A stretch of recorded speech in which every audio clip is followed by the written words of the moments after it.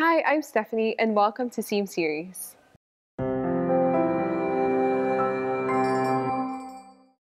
SEAMS went to Washington, D.C., and we spoke to Dr. Pek Koon Heng, an assistant professor at the American University. She also runs the ASEAN Studies Initiative, and she teaches political economy and international relations. SEAM asked her this question: how can an understanding of Malaysian history affect our understanding of Malaysian politics today? The legacy of colonial rule is crucial to understanding the current contours of the political system. Now, first of all, we look at the key institutions, and the key institutions, the constitutions were put in place by the British. So we begin with 1946, when the British came back after World War II. They wanted to create, as a first move to decolonize, they created the Malayan Union Agreement. And the Malayan Union Agreement gave equal citizenship rights to all to be the new citizens of Malaya, the to-be citizens of Malaya at that point, Federation of Malaya. And so there'll be no special rights for the Malays, and all the Chinese and Indians and the other non-Malays who there will get citizenship. So that was the Malayan Union. UMNO was formed to turn down and to dismantle the Malayan Union. So because UMNO was concerned, because at that time, 45% of the population in Peninsular Malaysia was Chinese.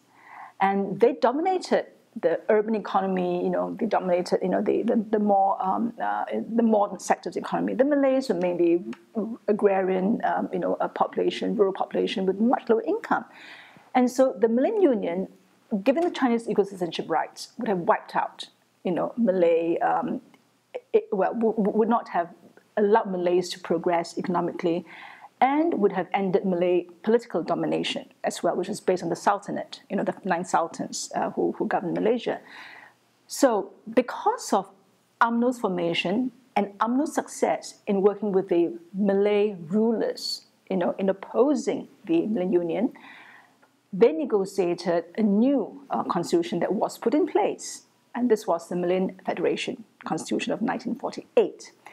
And special rights for Malays were written into the constitution, and more importantly, if you look at the constitution, it was a constitution for Tanah Melayu, Malay political dominance. That was the add-on that the Chinese and the Indians had to give the Malays because they could not take away special rights. Special rights was already in the constitution, and this is something the younger Malaysians don't realize. So what we have now, 4 or 5 generations later, the younger generations are not prepared to live under a system where the Malays still continue to receive special rights when there's really now a successful emergence of a Malay middle class and a Malay commercial class.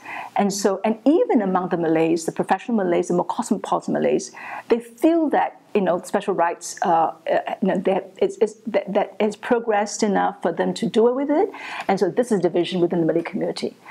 Anwar Ibrahim, the former deputy prime minister, who then, after he was jailed in 1998, he came out and he formed the opposition coalition, the Pakatan Rakyat, and he got together Party Islam and DAP, the Democratic Action Party, the Chinese-based and the Muslim Malay-based party, and their platform was to end special rights and to have clean governance and transparent governance. Thank you so much for joining us here in SEAM Series. We hope that you will follow us on YouTube, Facebook, Twitter, and Instagram.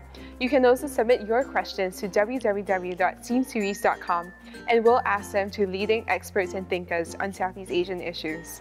We hope to see you there.